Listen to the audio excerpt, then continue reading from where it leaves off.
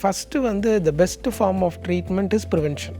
So காயங்கள் ஆகாமல் பார்த்துக்கிறது தான் முதல் ட்ரீட்மெண்ட். என்னை கேட்டால் நான் என்னோடய பேஷண்ட்ஸ் எல்லாத்துக்குமே சொல்கிறது தான் இப்போவும் சொல்கிறேன்.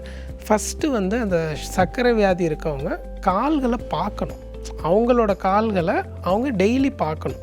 இப்போ காலையில் நம்ம போயிட்டு குளிக்க போகும் பொழுது நல்லா காலை நல்லா சோப் போட்டு க்ளீன் பண்ணிவிட்டு மாய்ஸ்சரைஸ் பண்ணணும். நிறைய நேரம் பார்த்திங்கன்னா இந்த சுகர் பேஷண்ட்ஸ்க்கு என்ன ஆகுது அப்படின்னா ஸ்கின் வந்து ட்ரையாக இருக்கும், இச்சிங் இருக்கும்.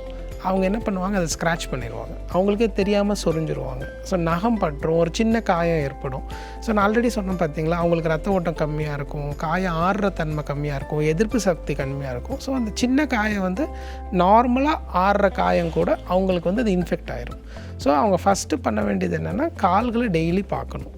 இந்த மாதிரி பேஷண்ட்ஸ்க்கு உணர்ச்சிகள் கம்மியாக இருக்கும். கால்களில் பார்த்திங்கன்னா அந்த நரம்புகளில் ஏற்படுற டேமேஜில் உணர்ச்சிகள் கம்மியாக இருக்கும். அந்த உணர்ச்சி இல்லாத கால்களில் சின்ன சின்ன இப்போ ரோட்டில் நடந்து போகிறாங்கன்னா ஒரு கல் படுதுன்னா கூட அவங்களுக்கு தெரியாது.